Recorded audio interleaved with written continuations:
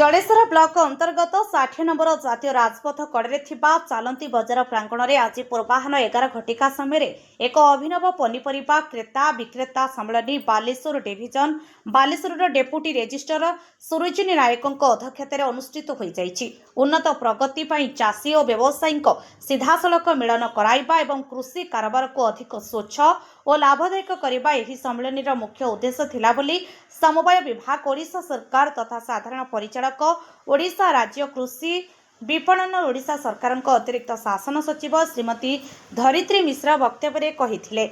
एही सम्मेलन माध्यम चाषी व्यवसायी एवं बजार परिचालना पाई मिलुथिबा विविध सुविधा सुजोग संपर्क में विस्तृत आलोचना करा जायथिला। चाषी माने निजर उत्पादित सामग्री को कोनोसी जटिलता बिना सीधासलख बजार में बिक्री करिवार सुजोग पाई परिबे। चाषी निज परिश्रमर सठिक एवं लाभदायक मूल्य पाइबा निश्चिंत हेबो। दलाल किंबा मध्यस्थी शोषण चाषी माने मुक्ति पाइबे, जहाद्वारा सेमानक आय वृद्धि पाइबो। वाणिज्यिक कौशल और बजार में चाहिदा संपर्क में चाषी ज्ञान और दक्षता वृद्धि पाइबो। समस्त विक्रय प्रक्रिया संपूर्ण स्वच्छता और प्रत्यक्ष भाव संपादित हेबो। सीधासलख चाषी लैंड रु आसुथिबारु क्रेता माने उच्च गुणवत्ता संपन्न सतेज पनीपरिबा पाई परिबे। व्यवसायी मानकु सामग्रीर अभाव हेबो नाही। नियमित जोगाण बजाय रहिबो। उत्पाद केउठारु एवं किपरि आसुछि से संपर्क में सठिक तथ्य मिली पारिबो।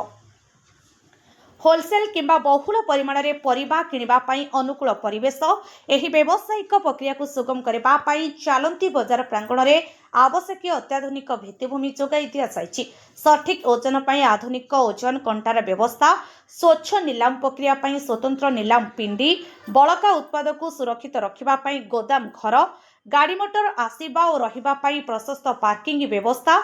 एही सम्मेलन फल जलेश्वर अंचल कृषक और व्यवसायी मध्य एक सुदृढ़ संपर्क गढ़ी उठा सह स्थानीय कृषि अर्थनीति रे एक नूतन अध्याय जोड़ी हेबो बोली डीएफओ बालेश्वर देवव्रत सामल, सीडीओ विश्वजित पंडा, डेपुटी सीओ ओडमा सुशांतनु बानर्जी, डिफिस मिशन शक्ति बालेश्वर कार्तिक चंद्र नायक, एडीएच रश्मिरेखा पंडा, एआरसीएस कामकर एम और बालेश्वर एकादशी दास, रिसर्च असिस्टेंट ओडिशा राज्य कृषि विपणन परिषद भुवनेश्वर केदारनाथ स्वाई, उपाध्यक्ष नियंत्रित बजार कमिटी जलेश्वर मानस कुमार जेना सम्मानित अतिथि भाव जोगदे वक्तव्य प्रदान करथिले।